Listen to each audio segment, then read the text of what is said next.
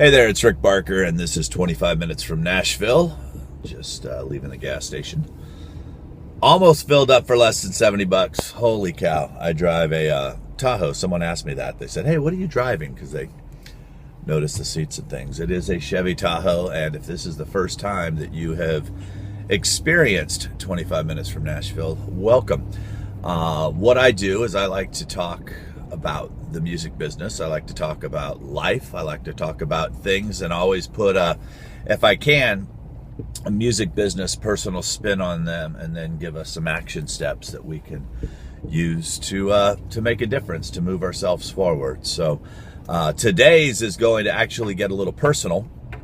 So I may not be, slamming a whole bunch of music business knowledge on you, but hopefully it'll make a difference in my life, which in turn can make a difference in your life. And don't forget to subscribe and comment. And if you need full-on music business, 25 minutes from Nashville's, there are plenty of them. We are going to talk about my ability to justify, my ability to make excuses, my ability to talk myself out of things, my ability to stay focused, but at the same time stay unfocused. And if any of this sounds like you, hopefully you will learn from my mistakes.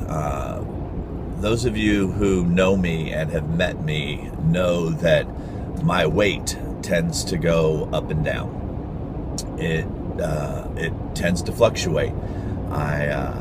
Some past history to tell you where things have gone. Growing up as a kid, weight was never an issue for me. Weight became an issue for me in the 80s when I became addicted to drugs, and my weight got down as low as 118 pounds in 1989. After getting sober and getting healthy, I was able to maintain weight right around the 175 to 185 area, which I would love to be.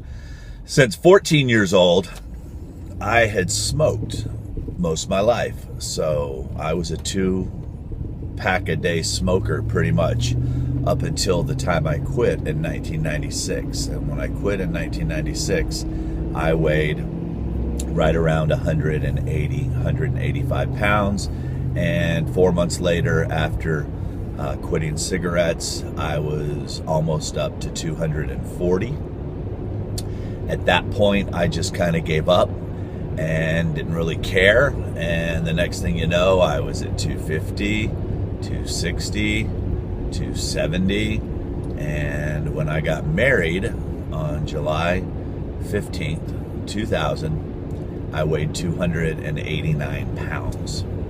That's where I was at my highest, 289. I ended up going to Weight Watchers, stayed committed, showed up every week, weighed in, did fantastic, lost about 50 pounds, gained most of it back once I stopped, went on all these other crazy diets. Being the fat guy on radio, everyone would always show up with the magic formula. You ever hear the DJs talk about, how much weight they've lost by taking this magic product? Well, I was the guy that was taking all those products and was the guy that was, pounds would just drop off immediately. And then once I would stop, they would start back again. I never stayed consistent at a gym. I never stayed consistent on a diet. I am addicted to carbs and sugars, and I admit that. But I haven't done anything about it. So that's why I'm talking to you today, because there are a lot of things that we know are not good for us that we do anyway. There are things that we know if we just took a little bit of time every day to work on it would make a difference. But why is it that we can't seem to do it? And I wish I had the answer.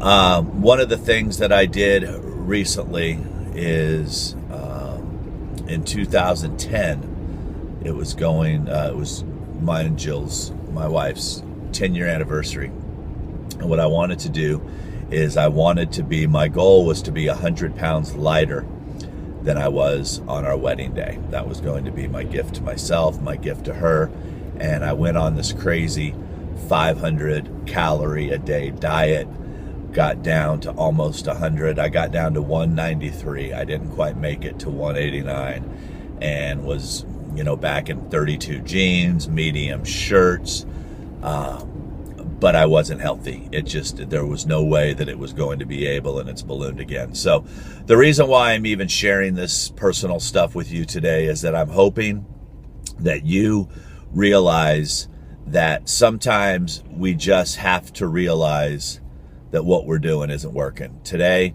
the last couple days, I've been thinking about it a lot. The last couple days, I've been feeling like crap, having to do the strategic dressing, like a lot of overweight people do. And this morning I got on the scale and I was 258 pounds. And part of me is just like, okay, Rick, what are you going to do about it? You spend all your time telling the artists that you work with that they need to make time to write, and they need to make time to practice, and they need to make time to perform, and you don't even make time to work out and eat right, so you're a hypocrite. And as you guys know, I hate being a hypocrite. And just because I do all the things that I'm supposed to do, the videos, the blogs, all the things that I do for everyone else, I'm being a hypocrite by knowing that I have something I need to work on, by constantly starting something and stopping something. And it's the same. I mean, there'll be times when you're writing songs every day. There'll be times that you're rehearsing every day, and then you just kind of get out of it. There's times when you're doing social media every day and you're feeling really good and you see the results and you're excited about what's happening, and then for whatever reason you stop. The same frickin' thing is happening to me right now with this. I'll start eating well, I'll go buy great food for the office, and I'll do all these things, and then all of a sudden it's just self-sabotage. I'll stay up late working longer than I should, which then means I'm starting to get hungry, which then means I start looking to fill cravings, and I start putting bad things in my body. And that's what I don't want to continue to happen. In about, in less than a month, I'll be 47 years old, and the older you get, the harder it is. And that's the same with what it is that you're trying to accomplish. The longer we put it off, the harder it's going to be to get it right, and the farther away that we'll get from achieving our goals and our dreams. So I want to make this commitment. One of the things that I want to start doing, and I think the only way that I can do that is if I throw it out there and am held accountable, is I need to find 35 to 45 minutes a day to just go walk. At my office, I have a treadmill downstairs. There's plenty of things that I can listen to while walking on the treadmill. There's plenty of training materials, music that, I get sent by you guys. There's plenty of things that I can do for a half hour to occupy my time that I don't need to be sitting at a desk. I just need to throw on my earbuds and off I go. So what I'm doing and I'm committing to today, and what I'm going to do today, is I am going to find a half hour every day to walk, and I'm going to start there. I just can't all of a sudden go, I'm going to start this exercise program and this. I don't think, for me, it doesn't work if I try everything at once, because I get going for a couple weeks. It lasts for about a couple weeks, then I just stop doing it. So what I'm going to try to do is, I've already started the water thing. When I sit down at my desk, I grab a cup of water, and when I finish it, I get up and I grab another cup of water, and the next thing you know, I wish the 30 minutes walking back and forth to the toilet counted, but that's what I want to do for myself, is find 30 minutes a day to at least get a walk in, and while I'm walking, be able to listen to something that can help me in my business. And I want to challenge you to do the same thing. Where can you find a half hour in your day to do something that's beneficial for you? My health will be beneficial for me. It will make me a better person for you. It'll make me a better person for my kids. It'll make me a better person for my wife.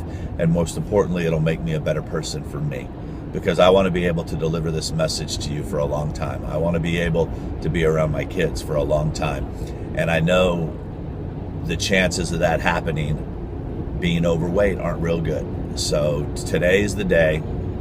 And a lot of times the back of my brain will say, yeah, Rick, well, you've said this before and look what's happened. Fight those thoughts. Fight through those thoughts. Whatever it is that's going on in your brain that's holding you back from getting to that next step, let's start first with one small thing that we can add into our day. For me, it's going to be 30 minutes of walking.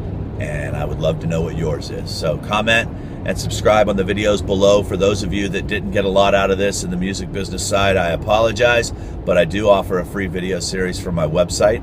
Just go to musicindustryBlueprint.com and check it out. And I look forward to seeing you on the next episode of 25 Minutes from Nashville. And I will let you know how this journey goes for me. And I definitely want to know how your journey is going for you. All right, have yourself a rock star day, and we'll chat soon. Bye-bye.